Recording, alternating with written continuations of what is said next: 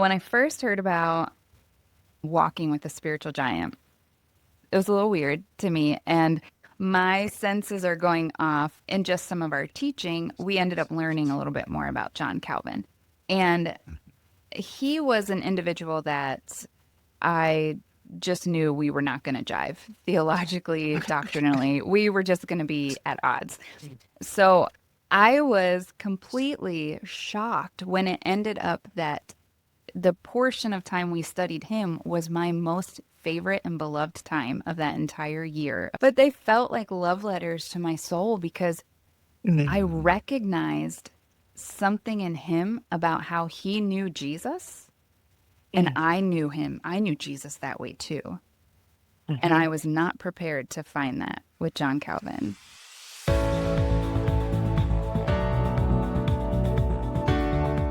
Welcome to the Journey with the Giant podcast. I am Robert Prince, and I'm so glad you've joined us for this powerful series inspired by the upcoming book, Journey with the Giant.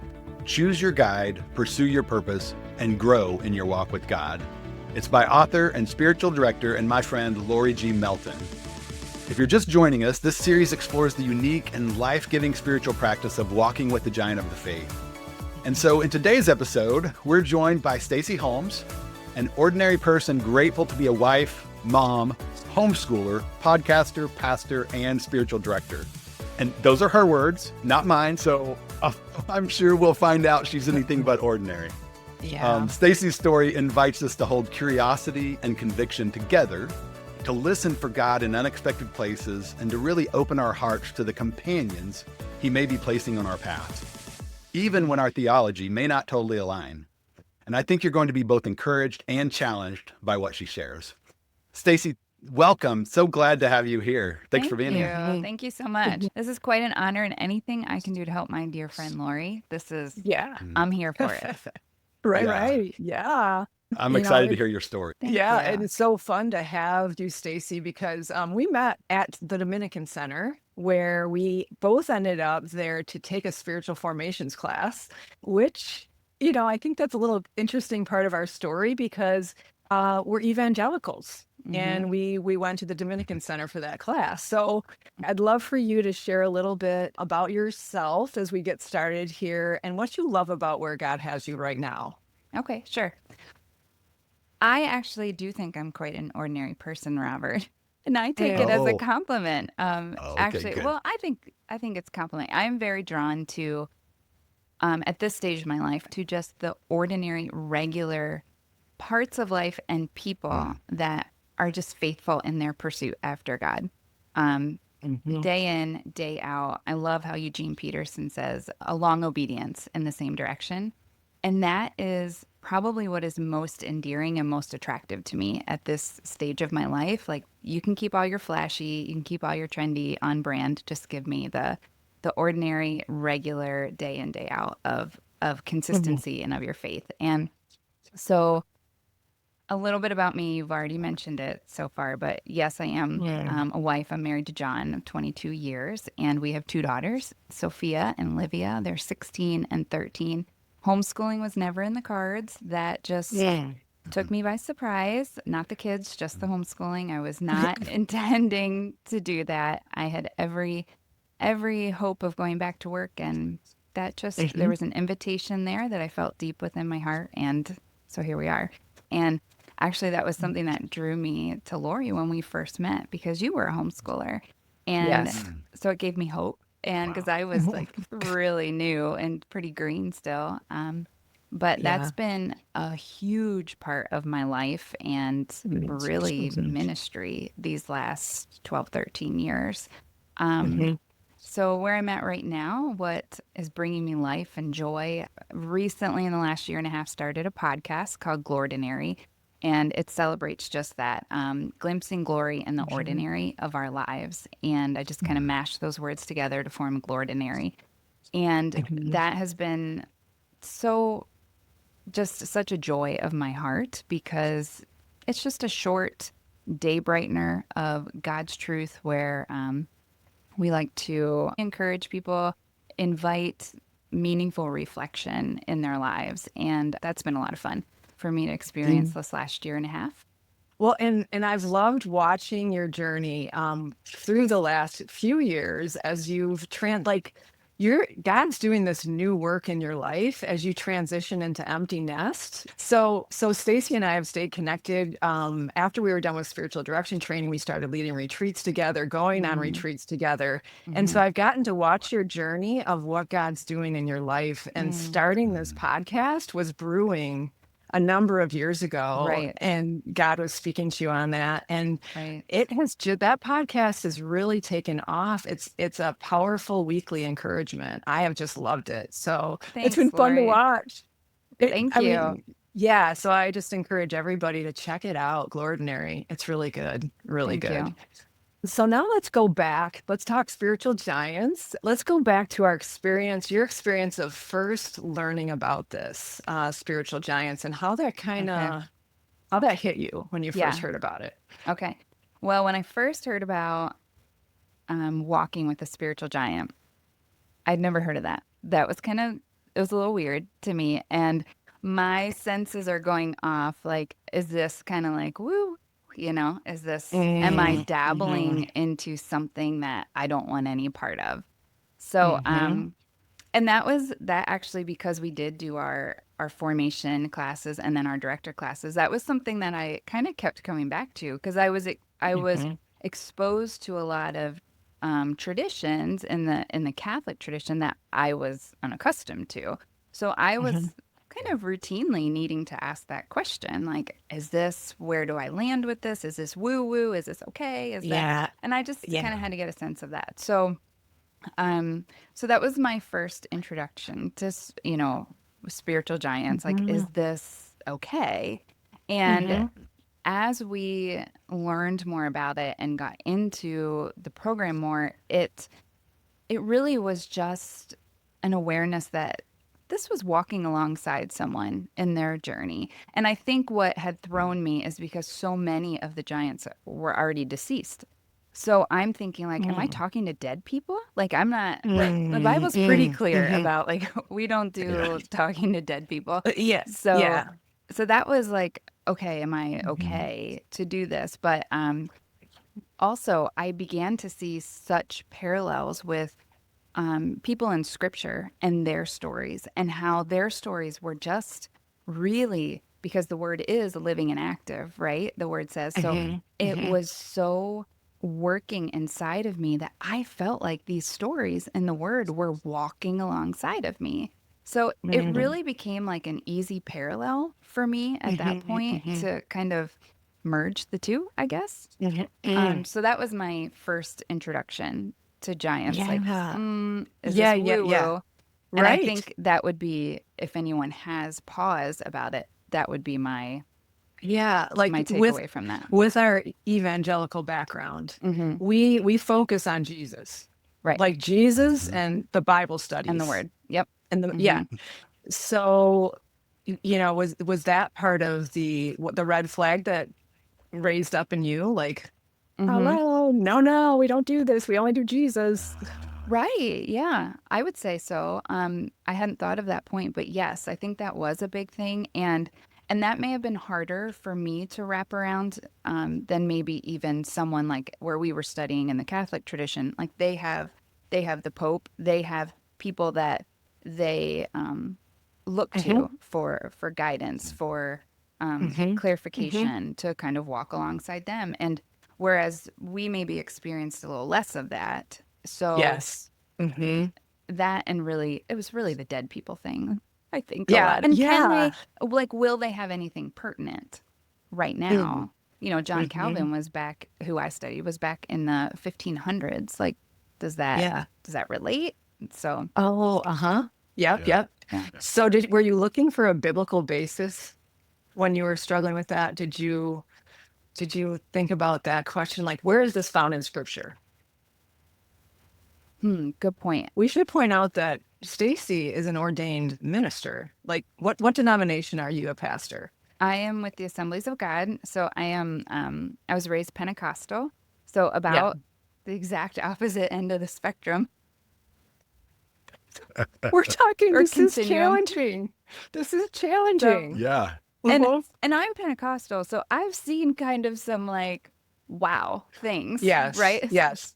Hmm. Like we grew up signs and wonders. So, Yeah. and this was giving me pause. So I think Yeah. that that is like, hmm, Yeah. okay. Uh-huh. Yeah. Yep. So I don't think for this, I necessarily was looking for a biblical basis. I was more so for spiritual direction when we started Mm. into that program. Like, do I have a biblical Yeah. basis for that?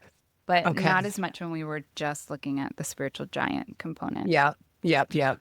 Okay. So then, Stacy, when you were told to choose a giant, how did you go Yes. about choosing yours? Well, I like to say I think John Calvin chose me. I don't know that I think I Mhm. chose him, but that again makes it sound probably a little like, that seems weird. But I do kind of feel like there was this element of like he chose me. And I think the reason I say that is because in so Lori and I took it was basically a 3-year program together. And it was in the first year that we Mhm. in just some of our teaching, we ended up learning a little bit more about John Calvin. And he was an individual that I just knew we were not going to jive theologically, doctrinally. We were just going to be at odds. So I was completely shocked when it ended up that the portion of time we studied him was my most favorite and beloved time of that entire year of Oh, study. wow. Oh, His okay. story so moved me, but it was really his writings. We read just a snippet of his writings in that first year. And I would find myself, I often would read in bed. That was like the only time I had finally once the kids had gotten down. Because at that point in time, my kids were like 5 and 2. They were really little Wow. when we Mhm. first started. So I I would find myself reading in bed and I would read something he had written and just like I would just sent this Mm. like sigh would come out. And that's Mm. also how my husband started joking that John Calvin was like my boyfriend. Where's this other man in your life? I know. This It other was like, man. but they felt like love letters to my soul because I Mm. recognized something in him about how he knew Jesus and Mm. I knew him. I knew Jesus that way too. And Mhm. I was not prepared to find that with John Calvin. But the Mm. Wow. way he talked about the word, he so effortlessly wove the word into his writings that I would be going along reading things and I would say, that was James 1:5. You didn't even, Mm. like, you quoted it, but you didn't quote it. But that was James 1:5. Mm. And it would just grab me. So that's why I say I feel like he chose me because I Wow. recognized something in him that was also in me. Mm. Okay. So I think Yep. that's how Yeah. we stumbled Yeah. into each other. Yeah. So that was before you had to choose. This was happening the Yes. year before. So that was the Okay. year one. Year two, we had to actually choose our giant. So I was actually Yeah. debating between him and Susanna Wesley.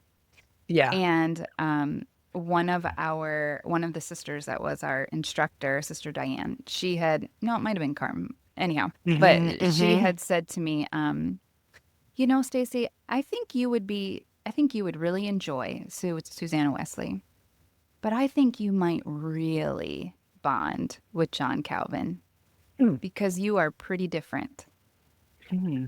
and you might Oh. enjoy that. Oh. And we were different and we are different Yeah. Hmm. on a lot of things. Hmm. But at the end of the day, I found we were a lot more alike than we were different. Yes. Hmm. Hmm. Interesting too how Sister Carm or Mhm. Diane, whichever one Mhm. it was, Mhm. actually helped you with that discernment process, like how the Mhm. discernment process can go when Mhm. we're, Mhm. wrestling with who to choose. Yeah. Different factors can play into that. Mhm. Yep. It's really cool. And I think what was also nice about it is because I think it would be thrilling to study Susanna Wesley too, but because she's a mom, I'm a mom, and at that point in time Mhm. my kids were still quite little, and I think it just something in John Calvin's story made parts of me that had been kind of dormant, Yeah. not because they were dead, but because I was in a Mhm. season of motherhood with young children.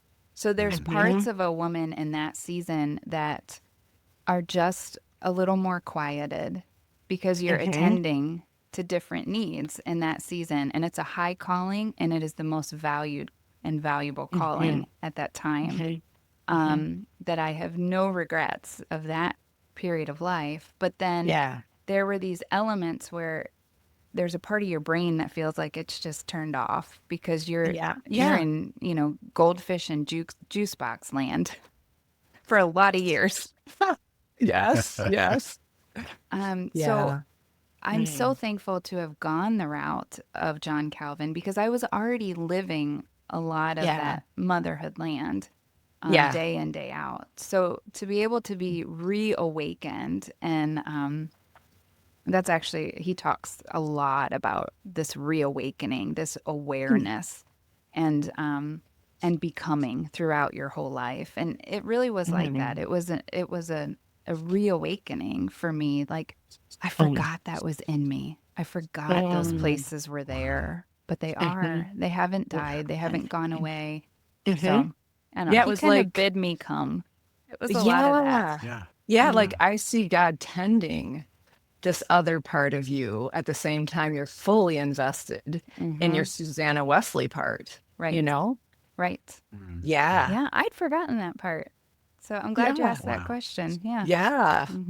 It sounded like with John Calvin, even there was so I didn't grow up Assembly of God. My wife did, but we've been in Assembly of God quite a bit, and I've been in the Church of God for the last 10 years. But when I studied John O'Donohue, it invited me into this mystical kind of nature that I thought, well, this is a little taboo. So when you were talking about talking to dead people, the taboo part of it, Right. Yeah. that was one thing. But it also let me experience and connect our Pentecostal heritage into the mystical Christianity and the more revered and awesome and wonder of what that is, And so that just reminded me as you were talking even about John Calvin and how he invited you to recognize some things that you had forgotten. So Yes. Yeah. And takes us, our giants can take us across barriers that we put in place, but the giants tear down those barriers and say, like what you said, Stacy, in the beginning, we're more alike than we are different. And we can receive from those gifts that we each have while still not agreeing on everything. We don't need to agree on everything. And we don't need to be afraid or hesitant to mix with all the people in God's family, all the theologies, Right. Right. Yeah. Yep. So, okay, so let's go back to your journey in particular. How did your year go? Like, how did you spend your year walking with John? Well, I think it's important to note what was happening, I think, at that point in time. This is about 2015, 2016, and a lot of things shifted in our nation around that time period. And I think one thing I felt such solace with John Calvin is to kind of zoom out and what was happening in his world when he's coming on the scene. So Magellan had just circumnavigated the globe. So suddenly the earth is not flat anymore. Like, oh, we just learned this. Copernicus had just learned that we were orbiting the sun, not the other way around. So that was like for them. That's big. Right? Columbus had just sailed the ocean blue, as we all learned. In 1492? That's right. So that had just happened. And just a few decades before John Calvin, the printing press had been invented. So we have these massive shifts in his world. And everything that had been, foundational for the people of that time period was now shifting. So there was a lot that I could identify with that because it felt like there were so many shifts within our nation and especially within the church too. And at the time, I was serving as a lay pastor, which basically just means I was on staff, but I chose not to get a paycheck because I wanted to homeschool my kids still. Yeah, right. So the changes that I began to see within the church world felt no less jarring and transformative as what would have been like in John Calvin's day. And they were having huge rifts within their own church. Martin Luther Mhm. was in that time period too. So by the time Wow. John Calvin comes on the scene, Martin Luther's already been exiled and excommunicated, still living, but exiled. So there's a lot of just shift and transition. And Mhm. transition can feel, change always feels uncomfortable, but this felt like seismic. And suddenly in our nation, I was experiencing things like, I would say my hubby and I had probably spent at that point in time 3/4 of our marriage in churches that likely voted differently than we did. And Mhm. that was never an issue. Never an Mhm. issue, never even came up, never mattered until Mhm. suddenly 2015, 2016 it did matter. Mhm. And Mhm. suddenly everything we had experienced in life and I mean we had done life with our fellow church members, births, deaths, changes of jobs, helping each other move. We had just done life Yeah. together. Suddenly, everything shifted, and we were reduced down to a vote. Were we Mm. red? Were we blue? What were we? Mm. And it was just seismic changes. Suddenly, Yeah. things that were happening in culture, the word was being, we'd grab a verse and toss it in to a topic culturally Mhm. rather Mhm. than, wait, I don't want to see the Bible through the lens of culture. I want to see culture through the lens of the word. Mhm. And so there were all these shifts and a lot of polarization, a lot of hatred, a lot of name calling, a lot of Mm. redefinition of Mm. words. Mm. Mm. So I think it was helpful to journey with John Calvin during that period. I found so much comfort in the fact that there really is nothing new under the sun, Mhm. and Mhm. he survived it. So I would too. Mm. Mm.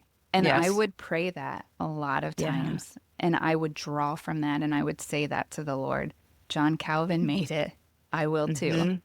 Mm. Because Yes, it yes. felt so tumultuous. Yeah, yeah, yeah. And so in that 3-year training program, we started in 2015, 2016, and then we Hmm. both took a couple of gap years and we Yes. came back in Yes. very important 2018. years to Yes. 2020. Hmm. So tell us about how John was important to you. Yes. So very helpful. And also coincidentally, the bubonic plague happened during Calvin's lifetime. He was, I think, Oh, 12 when it happened. So Whoa, talk about that too, like pandemic. man. There were so many yeah, things that just correlated. yeah. Yeah. I I felt like walking uh, alongside of him because he didn't. Let me back up and say he never started out to leave the Catholic Church. So it was also interesting that here it was one of our dear Catholic sisters as our Mhm. instructors encouraging me to study John Calvin, who Yeah. Calvin and the Catholic Church, they had a huge schism. They didn't like each Mm. other. There's a Mm. lot of hatred there. So to Mm. even be encouraging me to study him was kind of interesting. But Yeah. um, he never started out to be a reformer. He didn't start out to leave the Catholic Church. He was a devout Yeah. Catholic. That was never his intention. But Mhm. he came from just had a crazy family of origin. They were fiery. Just a lot going on there. His mom died when he was Mhm. young. He had a brother that was a priest who punched another priest, and he got killed because of it. I mean, just he had a Yeah. crazy family, and um, Yeah. he never intended to leave the Catholic faith. But it was really as he dug into the word. He was a scholar in Latin and Mm. he ended up going to the University of Paris and started to study Greek. And he would Mhm. read the Greek New Testament as a way to learn Greek. And he would read Martin Luther's writings in Greek, um, Hmm. Mhm. just so he couldn't learn. And as he read that and read the word, he was so infuriated at some of the corruption he was seeing in his Catholic tradition. He was frustrated at the selling of indulgences so people could get out of purgatory sooner. He didn't even Mhm. believe in purgatory anymore. And he felt Mhm. drawn to this teaching that Martin Luther was advocating for. So he his process of leaving was slow. It was Mhm. gradual and it was brought about by interpersonal communication and not always with Mhm. people he agreed with. So Mhm. he would write lengthy letters between individuals that may have been at odds at him, but they would go kind of toe to toe and listen and learn from one another. And so his process of discernment was slow, but it often came through conversation and through other people. And that was really helpful seeing that in action, especially during the early stages of 2020 when so many of us were being forced into isolation. Mhm. Um, Seeing how he engaged with people, even through letter writing, Mhm. and how that affected his discernment process of being able to eventually then move out of the Catholic tradition was really helpful for me, even in periods of transition, what ultimately ended Mhm. up being transition for my life, Yeah. too. That was Yeah. helpful to see how he discerned. And I Yeah. drew a lot of wisdom from that. Yes. So I remember during that your walk with him too that some of his spiritual practices were important to you. Yeah. His devotion to scripture, and Mhm. I think I remember hymns. So I was drawn to his insatiable desire to read and study the word. Mm. That is the primary way that I connect with the Lord. So I was really drawn to that. And he really just wanted to be a hermit. That's all he wanted to do. He wanted to be a hermit. He wanted to be a scholar and just live out this peaceful little life. He never really wanted to be a pastor, and he ended up becoming a pastor even to pastors. He would train them, but he was always committed to discipling the layperson. And he really had a heart for that. And that I could identify with as well, because I too have a pastoral heart to walk alongside people. And that's what he wanted to do. And he was committed that he wanted people to know the word like he knew the word. So he actually would write, when he would write his books, he would write some versions of a book in a different language because he had probably 5 different languages. He was Wow. brilliant, but he would Mhm. write some versions specifically for training pastors, and then he would write everything else for a layperson so that they could understand the faith. And he is the first one that we have record of that would set the scriptures to music. And he did Mhm. that, and now, of course, we know neurologically the connection between music and Yeah. memorization and learning. It's why we teach our kids these little songs, songs to Mhm. teach them Yeah. different things when they're so tiny because they learn it that way. He put that together long before science told us it was a thing. Wow. And so he connected the scriptures to music, and then that's how he taught his parishioners the word. So I Mm. just loved that. He also was a reformer in a social setting, and Oh. that really mattered to me because, again, think about the climate we were living in during those days, and Mm. still somewhat. It almost seemed like you could not be conservative in your theology, and what I mean by that is like really adhering to more of a literal reading of the word. You could not be that and also care about Mm. societal reform, things that Yeah. just, really there are some wrongs that need to be righted. And it seemed like during these last years that those two things, they can't go together. And Calvin really would say, baloney, they do go together. And that Mm. was so affirming to me because I would read scripture and I would be so strong on something in scripture, but then I'd also be hearing messages in culture that were like, well, you have to Mm. be completely tolerant. You have to be completely Yes. accepting, or Yes. else you're not loving. And therefore, that Mhm. makes you Mm. not a Mm. believer. And again, you see what we're doing there. We're Yeah. we're bringing culture as our standard rather than the Yeah. word as our Mhm. standard and interpreting culture through the lens of the word. So he was a social reformer. And because of Calvin in Geneva, which is where he pastored for the length of his time, he brought sanitation methods. He brought Oh, yeah. introduced things like, hey, let's put railings on second floor balconies. Seems like a good idea. Hey, let's institute curfews because what was happening is the men were staying out so late drinking, they'd come home so drunk, then they would beat their wives. So he would Oh, say, let's have some curfews so that we curb the amount of time that men are able to be at mhm. the bars drinking. And it actually Mhm. lowered domestic violence.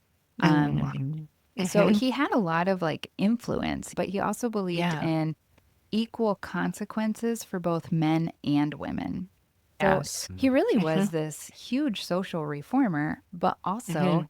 deeply Yeah. committed to conservative theology, and that those Mhm. two things do go together. In fact, Mhm. one is an outflow from the other, Mhm. but he Mhm. had it in the right order. Which speaks to the fact that we get stuck, we get encapsulated in our own culture and our own generation that we live, our own century, our own Mm-hmm. country. Mm-hmm. And when we step into the spiritual giant practice, Mm-hmm. it gives us a different perspective Right. than we're stuck in our cul-de-sac of where we are right Right. now in Mm-hmm. history and geographically. But Right. what God's given us through the cloud of witnesses is access to Right. say, here's a way to think differently, Yeah. you know, Mm-hmm. which is such a gift. Yes. So anyway, so since your walk with him, it's been Yes. a few years Yes. now.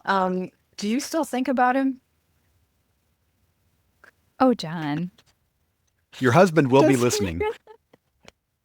does he? I mean, you walked with him, Mm. then that was done. And does Yeah. he still influence your life? Do you still? Yeah. I think probably my biggest takeaway from John Calvin was I would be wise to suspend judgment on people because Mhm. there's always more to the story. So I Mm, would be wise to not quickly dismiss people because mm, I would call John Calvin a friend, and I met a dear friend like on the flip side of the coin. The part that mm, if you think about those expectation versus reality memes that you'll mm, see sometimes, I had expected this man who was cold and logical and mean mhm, spirited. And man, I just can't get on board with his God, which, if you don't know, he believed in not just predestination, but double predestination, meaning that in his mind, God not only created that some people would go to heaven, but he actually created that people would go to hell. And I just, Yeah. I couldn't get on board with that. And I still can't theologically or doctrinally get on board with that. We would still have to have conversations about that. But, um, but I really learned Yeah. like I'm wise to not just easily dismiss someone because they Mhm, have such a different viewpoint from me. mhm, And mhm. I think by nature I am a pretty gracious person, but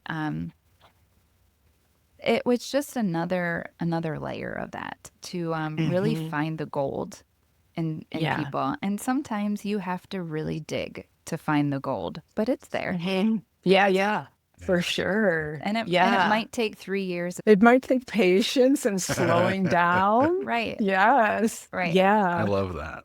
Uh-huh. Yeah, I'm reading a Yep. book by Jeff Henderson, and he talked about what are we known for, not what are we known that we dislike, right? Mm, And Mhm, so I mhm. think if we go into relationships that way, even searching for a Yeah. giant, what are they Yep. known for, and what can we take away from them? And being curious, yeah. basically, is what you're talking about as well, Yeah. Yeah. That's and great. open. Yeah. Yeah. Open and curious. Yep. Hmm. Welcoming.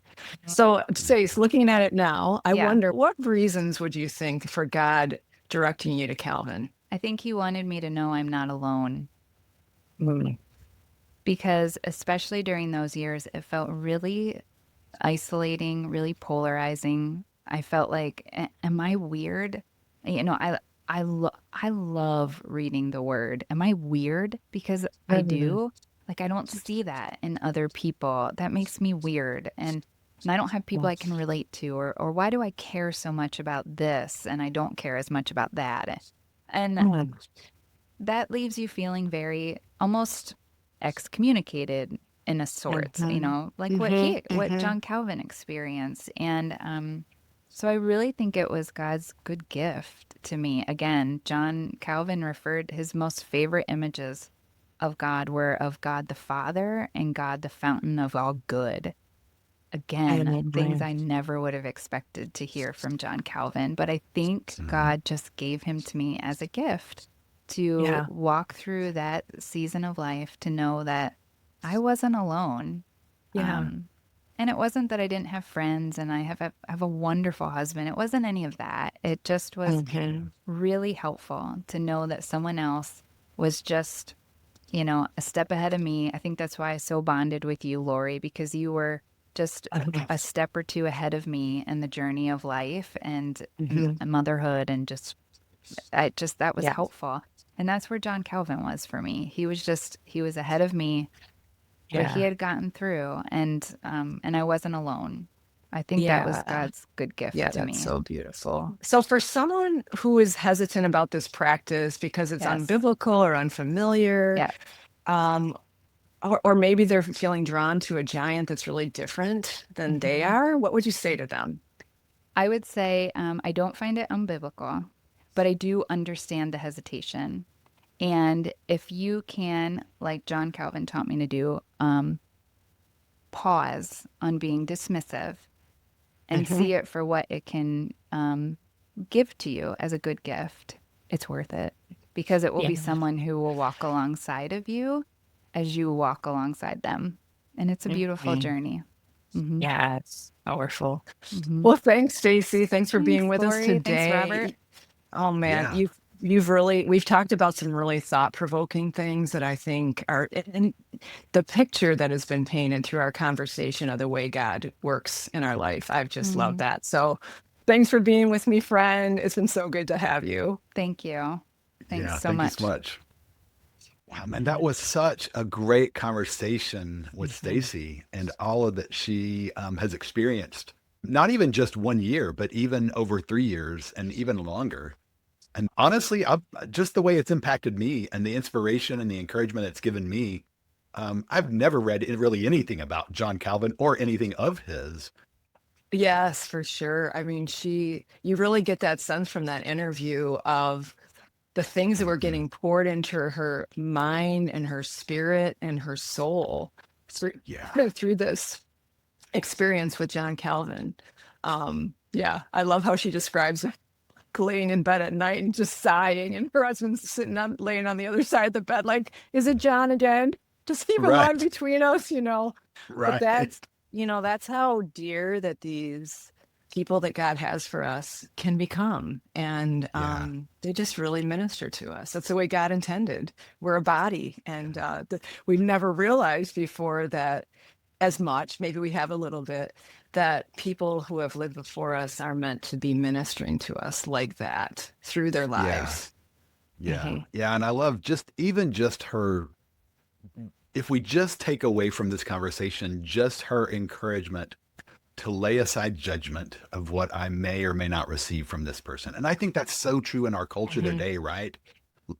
Lord, help us be curious about the person we meet at the grocery store or the person we meet at the coffee shop and not Yeah. judge them by what their beliefs that are showing on the outside, but who they are as a person and how God's worked in them and is working in them. And Hmm. so just that belief alone Hmm. is Yeah. worth the investment of this time, right? And so Yeah, yeah, like don't slam the door. Why are we quick to slam the door on people mm, that are different? We're afraid. Slamming the door is a signal that we're yeah, afraid of something. And yeah, we can just tune into the Holy Spirit in those moments like she did, and yeah, just, like, this is where, Lord, I know that you have me and I'm safe, and yeah, I'm going to keep that door open. yeah. Yeah, well, I think we could continue talking about her conversation, but I know we need to Yeah. end this episode. And so Just what a powerful reminder that God often meets us in the unexpected and even in the questions, the hesitations, and even the theological tensions, right? And so if Mhm. today's episode spoke to you, friend, take a few minutes to visit stacyholmes.com. Of course, we'll link to it in the show notes, or glordinary.com. And you'll find links to her podcast, writing, and more about how she's encouraging others in the sacred, ordinary moments of life. And while you're at it, I'd love to invite you to do two things real quick. If you would just pre-order Journey with the Giant wherever books are sold, you'll not only support the message that we're talking about here today, but you'll begin laying the foundation for your own transformative journey, just like Stacy, just like Lori, just like myself. And then second, if you haven't done it yet, please subscribe to this podcast on your favorite platform.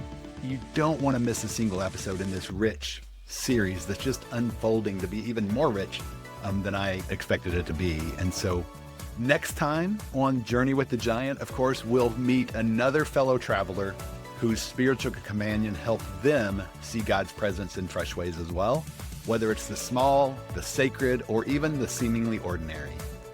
And remember that every moment is an invitation to grow closer to God and each other.